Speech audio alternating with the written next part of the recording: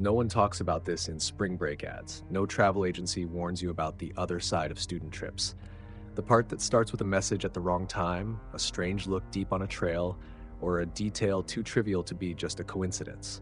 Everyone expects stories of sun, beach, and freedom. But what no one tells you is that freedom might be the worst trap. Maybe that's the real danger. The idea that we're in control, that a trip with friends, a night at the bar, or a walk through the forest are just memories waiting to happen. But what if they're not? What if what you can't see, that muffled sound behind the thin Airbnb wall, that driver who knows your name before asking, is exactly what you should fear? There's a common belief that horror only lives in abandoned places, dark alleys, or nighttime nightmares. But what if it's watching you now from the other side of the screen? What if the monsters are polite, smiling, and offering you a free drink or a discount code?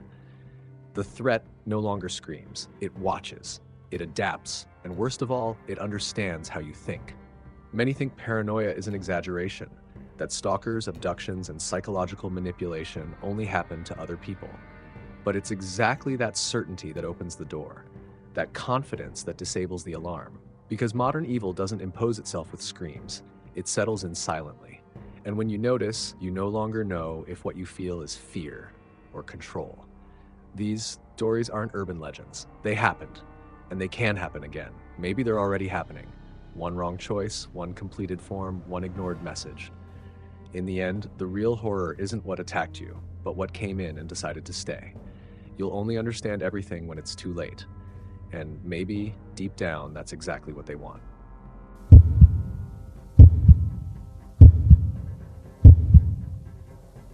A few days ago, my son asked me for money for his college spring break trip. While he talked about beaches and freedom, I felt a knot in my throat. That conversation awakened something I had buried, an old, uncomfortable memory. It was supposed to be just a normal trip, like so many others: Puerto Rico, sun, trails, and Maria. But in that damp forest, something pulled us off the path of reality. And to this day, I'm not sure I ever came back whole. Maria was always more adventurous than me. She had that spark in her eyes, like curiosity overpowered fear.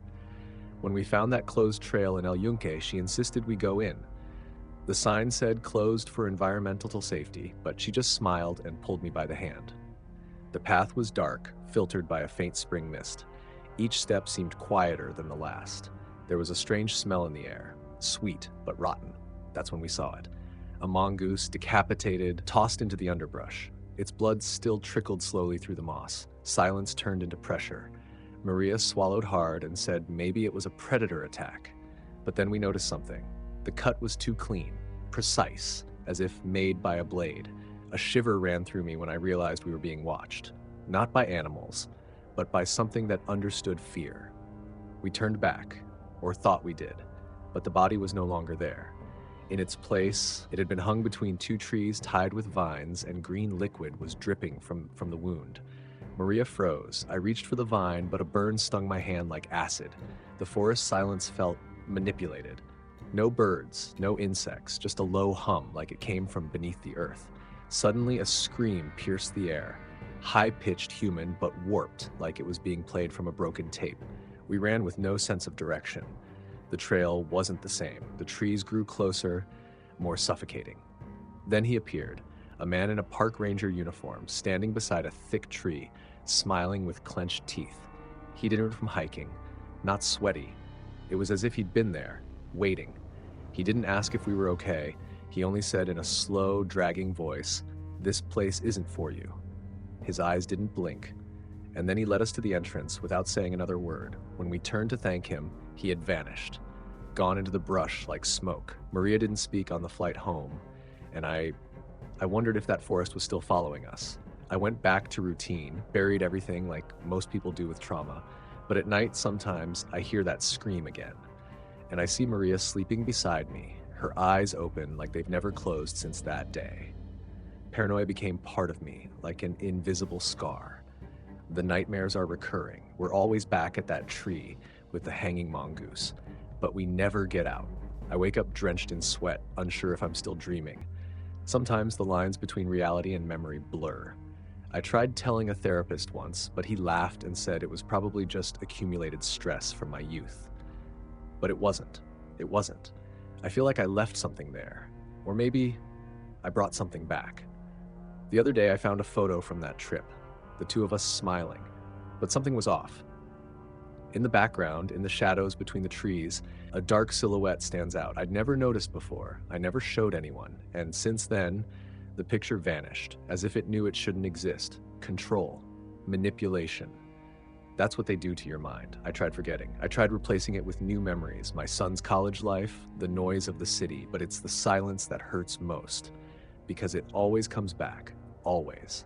Like that trail, opening when you least expect. Like that ranger's voice, echoing in my head with that whispered warning. It wasn't just a walk. Today, my son left for his trip with friends, and I couldn't stop him. I didn't have the courage to tell him what happened, because deep down, he wouldn't believe me. Who would? But when he kissed me goodbye, I felt something behind him, watching. Like the forest had chosen its next memory, its next victim. At the door, he said, "Dad, maybe we'll hit some trails too. It'll be fun." I smiled, but inside, something cracked. The words got stuck in my throat. And now, I wait. I wait for the call, or the silence, because sometimes it's the silence that delivers the most terrifying answer. What if the trail never ended?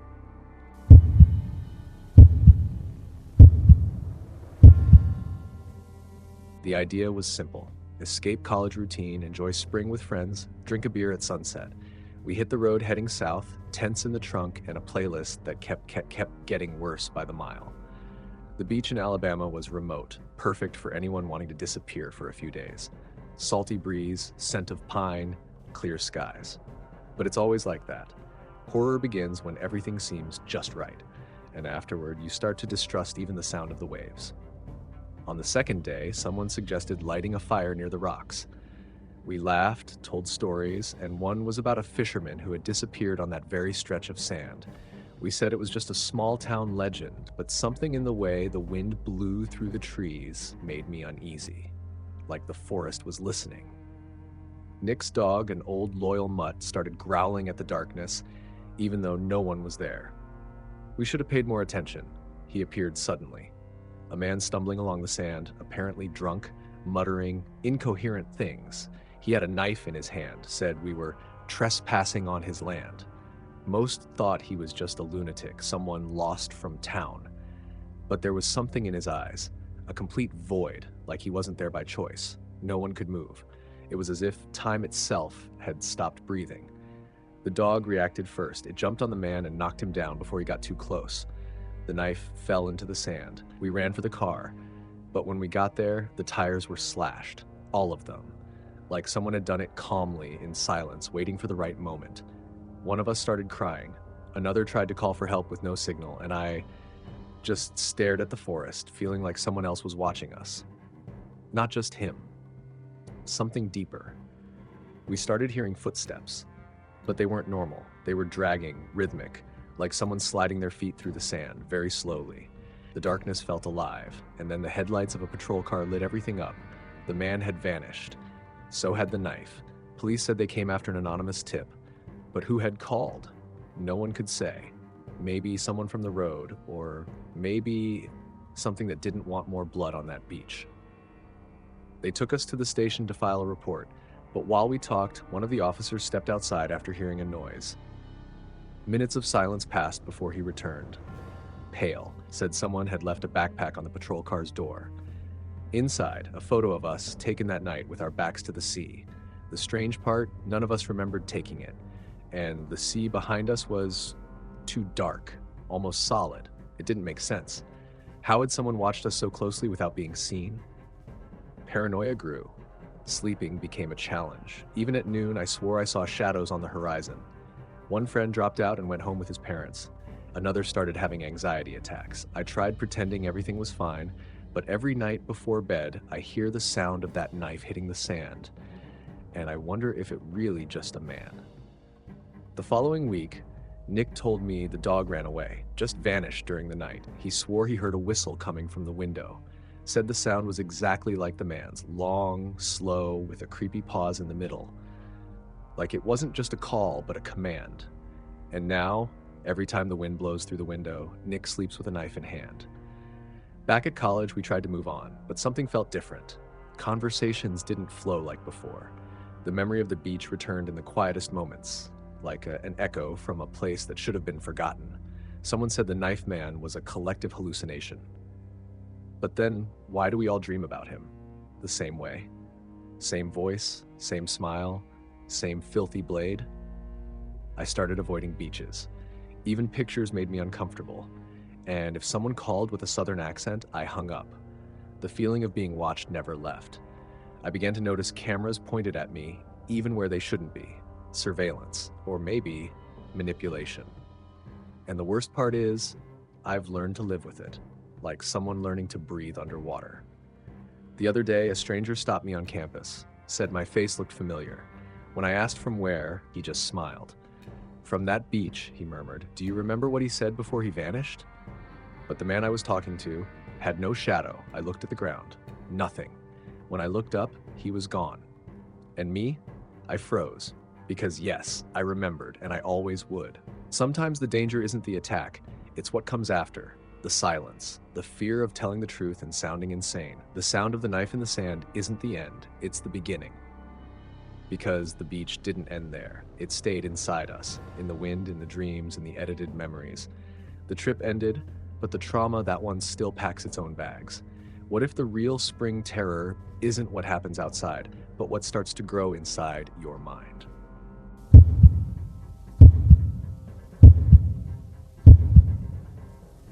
The city felt made of glass, light, and promises.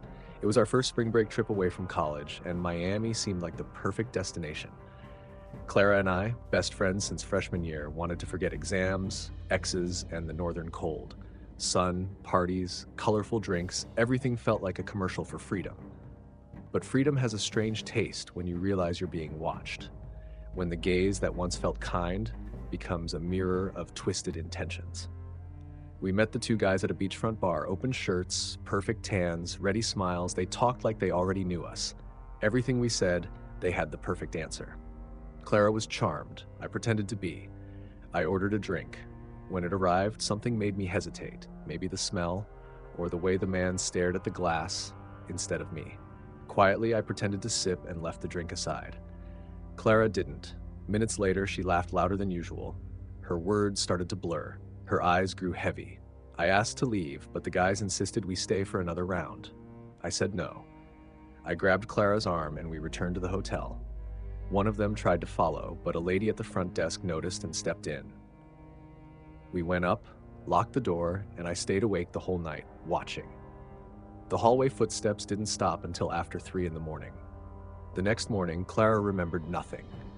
I thought it had ended there. But the messages started coming. First, "You looked beautiful last night." Then, "Shame your friend ruined everything." And then, a selfie. It was Clara, unconscious on the hotel bed.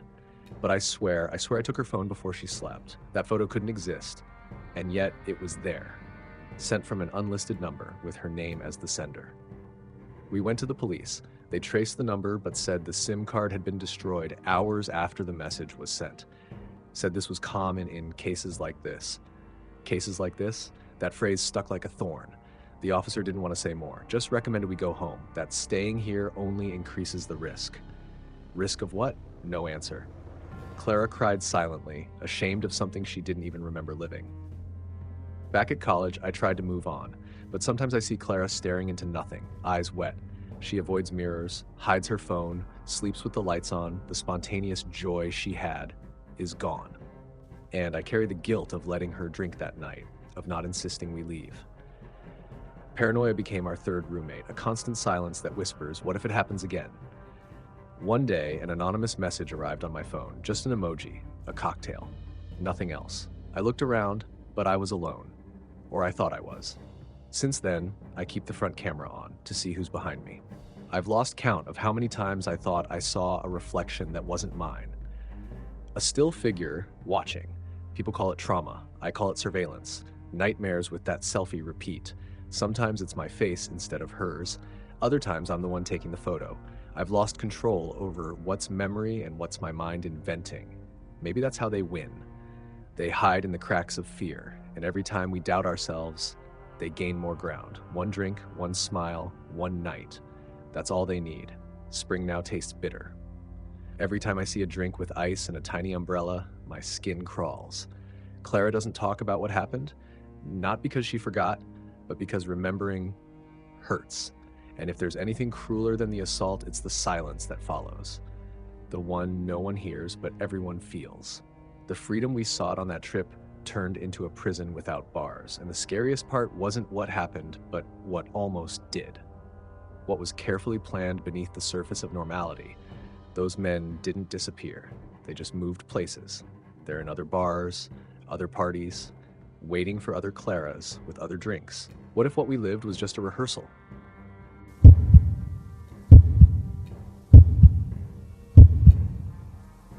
It all started with an Instagram giveaway, one of those that ask for your name, email, and address. Clara filled it out without thinking. The spring break trip to Charleston had been amazing. Historic tours, great restaurants, and the Airbnb was in a quiet neighborhood filled with trees and old houses. The last thing we imagined was that danger would come disguised as kindness. But in stories like this, what seems harmless always carries hidden venom. And this time, it came with a delivery bag. On the third night, Clara started receiving strange messages. I liked your blouse today. You smile when you talk to drivers. No photo, no saved number. I tried to calm her down. We said it was probably someone from college playing a joke, but something in the tone of the messages felt too personal, like the person knew every detail of our routine, or worse, was already inside it. The next day, we locked all the windows. The panic felt like an overreaction until we heard the doorbell at 9 at night. A man wearing a cap and thermal jacket holding a bag with the Uber Eats logo said he had a delivery for Clara. The problem? We hadn't ordered anything, and the name on the label was wrong. It was a nickname that only appeared on the giveaway form. When Clara asked who placed the order, he simply replied, "You did, remember?" I slammed the door shut on reflex. He insisted. Knocked. Said it was just food, but wouldn't let go of the bag. Then he tried to push the door with his shoulder. I screamed. Called the police. He ran. Within seconds, he disappeared down the street like he already knew every alley. When the officers arrived, they found marks on the door frame and a hidden camera stuck beneath the stair railing. It was pointing inside the house. The interrogation at the station revealed he had worked in logistics, data access, participated in tracking forums, and had gathered dozens of pieces of information from simple online forums. The scariest part, he didn't want to steal or hurt. He wanted presence.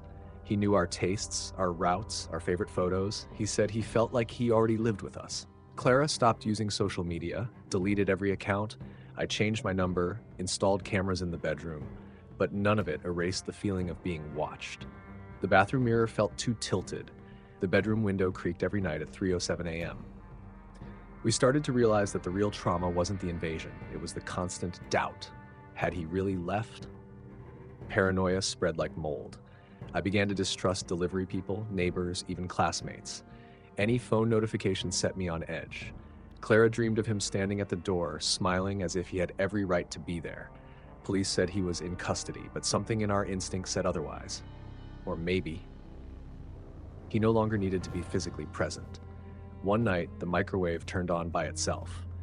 Another, our Spotify playlist started playing a song we had only heard once, at dinner that night in Charleston. Coincidence? Programming? Or a message? There were so many questions we stopped trying to answer. We just watched, waiting for the next sign, like prisoners inside our own routine. The hardest part was accepting that the exposure was voluntary, that we opened the door with our information, that we gave away our routine in exchange for a discount code. There was no monster under the bed. There was a system that let him know where the bed was and when we were in it. Fear took a new form. Colder, more calculated. We lost the ability to relax. Spring became a minefield, and every app felt like a trap with a friendly interface. The digital freedom that once felt so natural now sounded like a bluff. And when I get a new notification, my first reaction isn't curiosity, it's fear. Clara now lives with her parents. I have bars on the windows. But the fear is still here, adapting to the spaces between our new habits. And maybe that's the cruelest part, because when the stalker disappears, he doesn't go away. He becomes the silence. What if the silence is watching? Do you still trust what you see? How many times have you ignored that discomfort you couldn't explain? A sound in the middle of the night, a message deleted too quickly, a reflection that didn't quite look like yours? Maybe the real horror isn't in the dark, but in the routine. In the breakfast with someone hiding a secret. In the delivery driver who knows your name. In the notification that arrives the exact moment you thought of something, but didn't say out loud. What if the world around you is already being shaped by hands you've never seen? These stories aren't a warning. They're a mirror, a distorted reflection of what surrounds us every day and what we prefer not to see. But ignoring it doesn't stop it from happening. What else is being watched while you live your life normally? If these stories made you rethink what safety, privacy, and the very concept of freedom really mean, then don't leave yet. There's much more coming. And sometimes the next story might be the one you haven't had the courage to tell. Subscribe to the channel, turn on the notification bell, and share this with someone who never looked at their window the same way again. Because real fear begins when you realize you were never alone.